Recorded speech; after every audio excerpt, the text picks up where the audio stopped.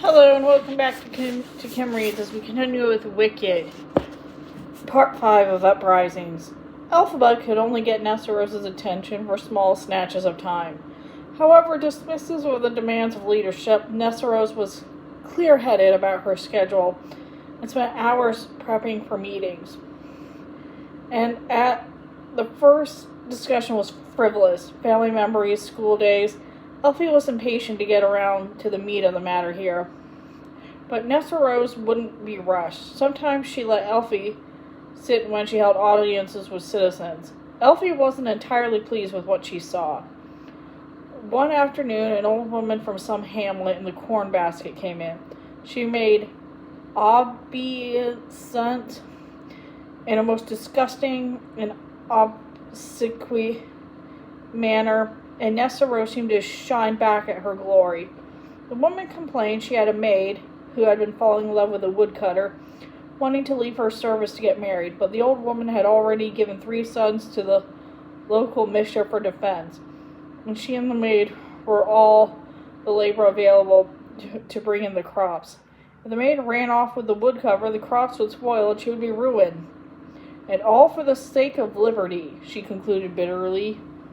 Well, what do you want me to do about it? Said the eminence of the East. I can give you 2 sheep and a cow, said the woman. I have livestock, said Nesteros, but Elphaba interrupted and said, Did you say sheep? A cow? You mean animals? My very own animals, the woman replied proudly. How did you come to own animals? Elphaba asked, her teeth clenched. Are no animals no more than chattel now in Munchkinland? Elphie, please, said Nesteros quietly. Well, what will you do to release them? Demanded Elphie in a passion. I already said, do something about the woodcutter. What do you have in mind? Interrupted Nesteros, displeased that her sister was usurping her role as arbiter of justice. I brought you his axe. I thought you might bewitch it and cause it to kill him. Fie, said Elphaba, but Nesteros said, Oh well, that wouldn't be very nice. Very nice? Elphie said. No, it wouldn't be very nice, Nessie. Well, you're the legal aunt around here, said the old woman stoutly. What do you suggest? I might bewitch his axe and let it slip, said Nesteros thoughtfully. Just enough to cut off his arm. I know from experience that a person without an arm isn't as desirable to the opposite sex as one fully armed. Fair enough, said the woman, but if it doesn't work, I'll come back and you'll do more for the same price. Sheep and a cow don't come cheap around here, you know.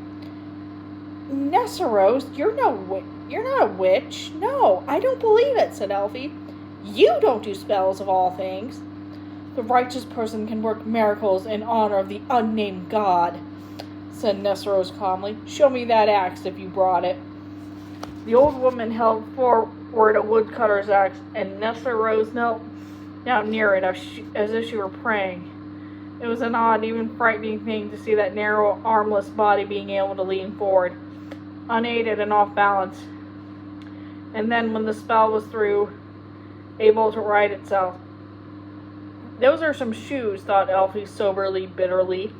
Glinda has got some power in her for all social dazzle, or maybe the power comes from the love of our father for his Nessie, or some combination. And if Nesteros isn't pulling the wool over his Biddy's eye, she becomes a sorceress too, by whatever name she chooses to call it.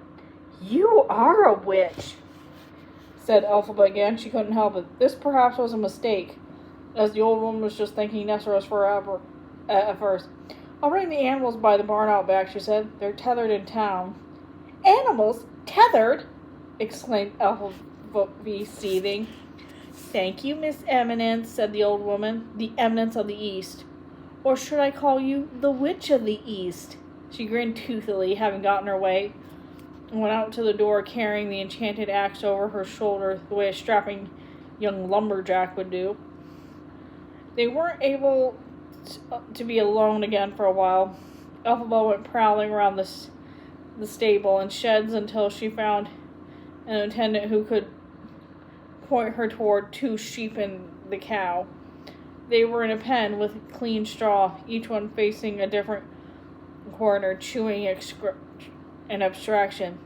You're the new animals, brought here by that vengeful old fiend. The cow looked over as if unaccustomed to being addressed. The sheep made no sign of being of having understood. What's your beef? Said the cow in dark humor. I've been living in the Vinkus, said Elphie. There aren't many animals there. At one time I was an agitator in the animal rights grassroots sheep. I really don't know how things stand for Munchkinlander now. What can you tell me? I can tell you to mind your own business, said the cow.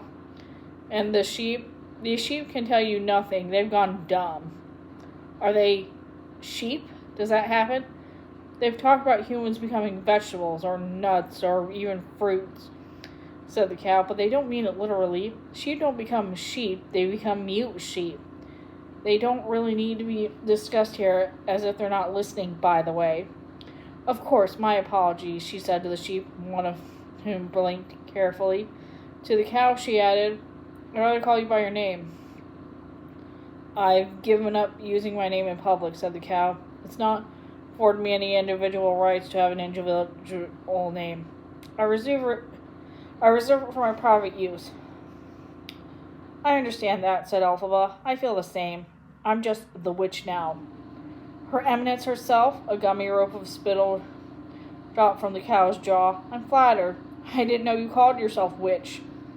I thought it was just a nasty backfield name, the Witch of the East. Well, no, I'm her sister. I suppose I'm the Witch of the West, if you will, she grinned. In fact, I didn't know she was so disliked. The cow blundered. Surely I mean no disregard to your family, she said. I just keep my mouth closed and concentrate on my cud. The thing is, I'm in shock. To be sold in exchange for a witch's spell. There's nothing wrong with a woodcutter. Oh, I've got ears, I have, though they forget. And the thought of a warm-hearted simpleton like Nick Chopper coming to harm through a witch's spell, and I'm part of the barter cost, well, it's hard to imagine how lower one could sink in life. I've come to free you, Elphie said. By whose authority? The cow snorted suspiciously. I told you, I'm the sister of the eminent Thra. The Eminence of the East, she amended herself. The Witch of the East. It's my prerogative here. I'm free to go where? To do what? Said the cow. We get away from here to lower Muckslop to be roped again. Subject to slavery under the wizard, and the catechisms under the eminent Thra.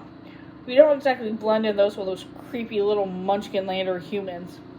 You've got a bit doer, said Elphaba. Haven't you ever heard of a mad cow? She answered. Sweetheart, my udder is sore from their daily yanking. I am tapped for milk morning and night. I won't even go what it's like to be mounted by never mind. But worse, my children have been fattened on milk and slaughtered for veal. I could hear their cries from the abattoir. They didn't even bother moving me out of hearing range. Here she turned her head to the wall, and the sheep came up on either side of her, pressing like a living pair of warm bookends against her lower sides and underbelly. Elphaba said, I can't be sorrier or more ashamed. Look, I was working with Dr. Dillamon. Have you heard of him?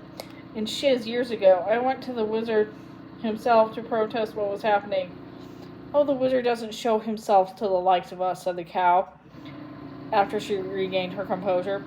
I don't feel like talking anymore. Everybody's on your side until they want something from you. The eminent Nesteros has probably brought us in order to impress some religious ceremonial procession. My silken flanks tarred up garters are the like. We all know what happens next. No, you must be wrong on that, said the witch. I do object. Nesteros is a strict unionist. They don't go for blood sacrifice. Times change, said the cow, and she's got a population of ill-educated, nervous subjects to pacify. What, pray tell, works better than ritual slaughter? But however could it come to this, said the witch. Assuming you're telling the truth, this is farming country. You ought to be well established here. Animals in pens have lots of time to develop theories, said the cow. I've heard more than one clever creature draw a connection between the rise of TikTokism and the erosion of traditional animal labor. We weren't beasts of burden, but we were good, reliable laborers. If we were made redundant in the workforce, it was only a matter of time before we became socially redundant too. Anyway, that's one theory. My own feeling is that there's real evil abroad in the land. The wizard sex the land for it, and the society follows suit, like a bunch of sheep.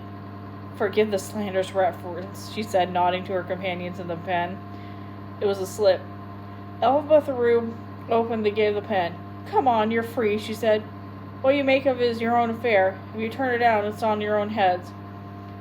It's on our own heads if we walk out. Do you think a witch would charm an axe to dismember a human being? Would pause over a couple of sheep and an annoying old cow? But this might be your only chance, Elphaba cried. The cow moved out and the sheep followed. We'll be back, she said. This is an exercise in your education, not ours. Mark my words, my rump will be served up rare on your finest Dixie House porcelain dinner plate before the year is out. She moved a last remark. I hope you choke. And tail swishing flies, she meandered away. And that's the end of that chapter. See you later.